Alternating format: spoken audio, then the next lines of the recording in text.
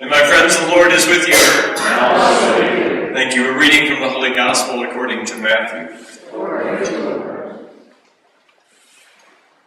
Jesus said to the disciples, "Do not think that I have come to abolish the law and the prophets. I have come not to abolish them, but to fulfill them. I assure you, until heaven and earth pass away, not the smallest letter of the law, not the smallest part of a letter will be done away with until everything is fulfilled. This is why those who break even the least significant of these commandments and teach others to do so will be called least in the kingdom of heaven. Whoever fulfills and teaches these commands will be called great in the kingdom of heaven. I tell you, unless your holiness surpasses that of the scribes and Pharisees, you will not enter everlasting life with God. You have learned the commandments given to our ancestors. No killing. Every murderer will be liable to judgment. What I say to you is that everyone who is angry with sister or brother is liable to judgment. Anyone who uses abusive language with their sisters or brothers will be liable to the Sanhedrin, and anyone who holds them in contempt will risk the fires of Gehenna. If you bring your gift to the altar and there recall that your sister or brother has anything against you, go first to be reconciled with them, and then come and offer your gift. Lose no time in settling with your opponents. Do so while on the way to court with them. Otherwise, your opponents may hand you over to the judge, and the judge hand you over to the bailiff, who will throw you into prison. I warn you, you will not get out until you have paid the last penny.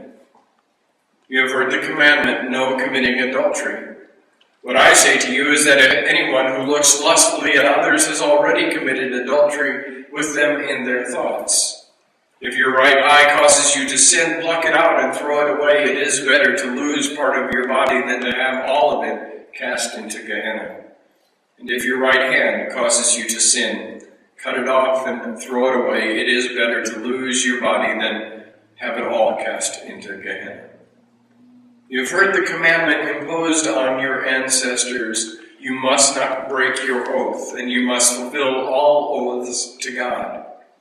But I tell you, you must not swear oaths at all. Do not swear by heaven, for it is God's throne. Do not swear by the earth, for it is God's footstool. Do not swear by Jerusalem, for it is the city of the great ruler. Do not swear by your own head, for you cannot make a single hair white or black. Say yes when you mean yes, and no when you mean no.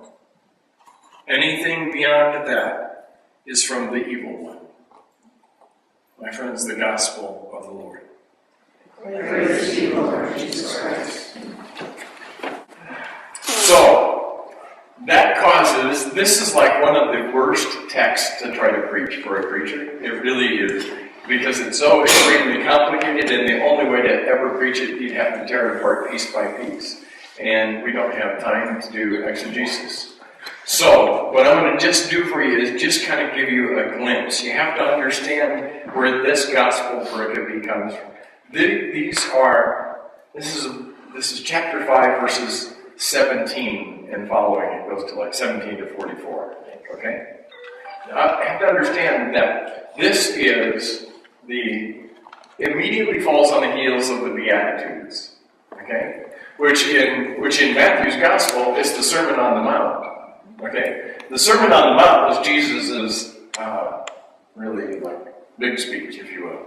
The Sermon on the Mount runs from Matthew 5, verse 1 to Matthew chapter 7, verse 28.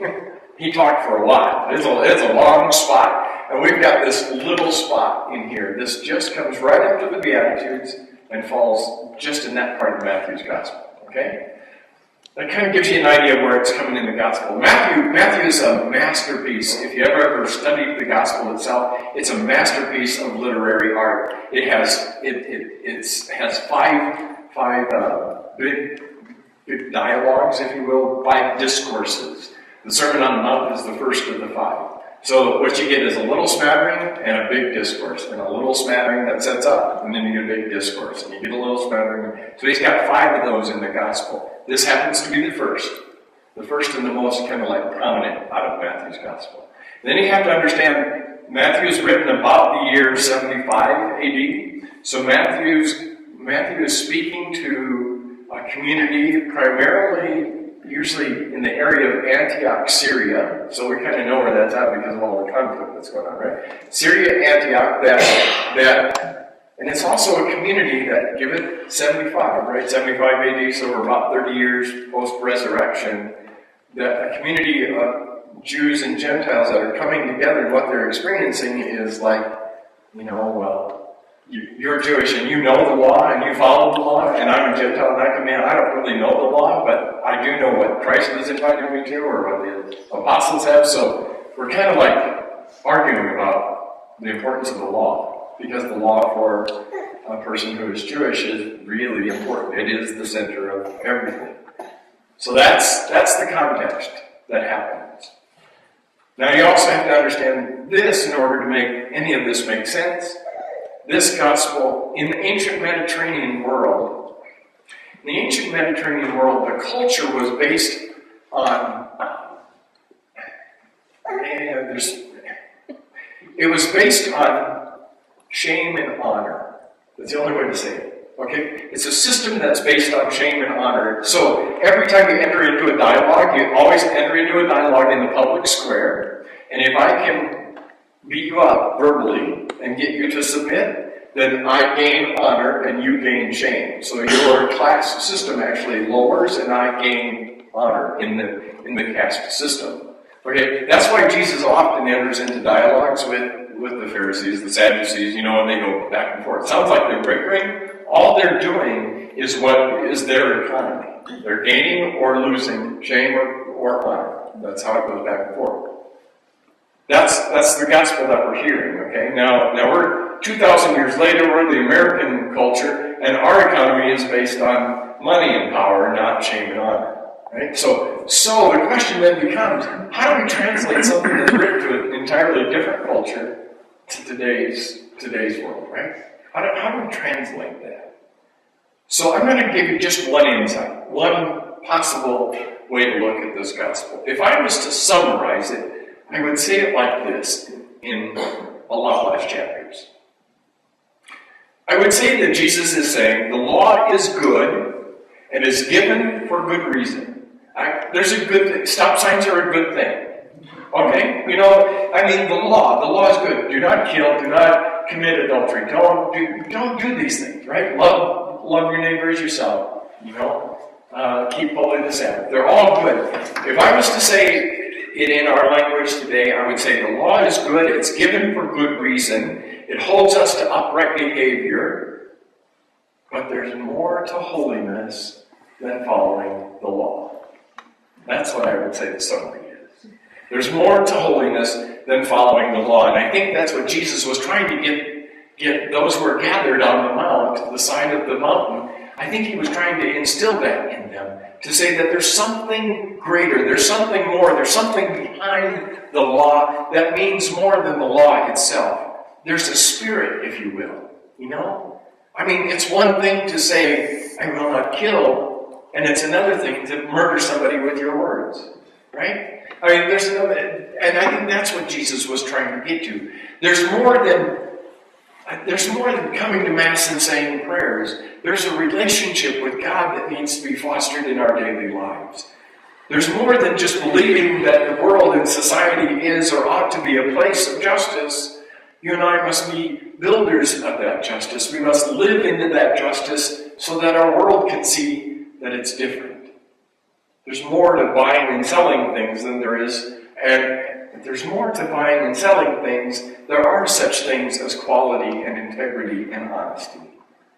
There's more to every person in our lives and in our world. So much so are they important that nobody should be used, abused, discarded, or shamed. There is something about human sexuality that it's a gift, that it ought to be celebrated and honored however it's manifested in our lives. There's more than just doing things that show others that we're obedient to the law. There's really grasping and struggling with what it means to discover our weaknesses and develop new habits that change how we encounter the world and one another. The good news, my friends, is there is more than being kind and politically correct in our world. There's really a challenge for us to be people of integration of justice, of right relationship, of love in every aspect of our lives. There are principles like congruence and integrity and openness and transparency, and you and I are constantly invited to live into those principles. The good news is that Jesus saw these things not as markers of judgment, which we often do, right? We often hold those things up and say, oh, we didn't live up to this, right?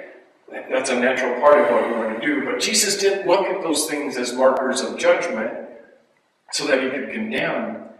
But Jesus held those principles up as invitations to reflection and growth. In all of Jesus' teachings, I don't care how much you tear apart the Gospels, in all of Jesus' teachings, there's always the possibility of redemption.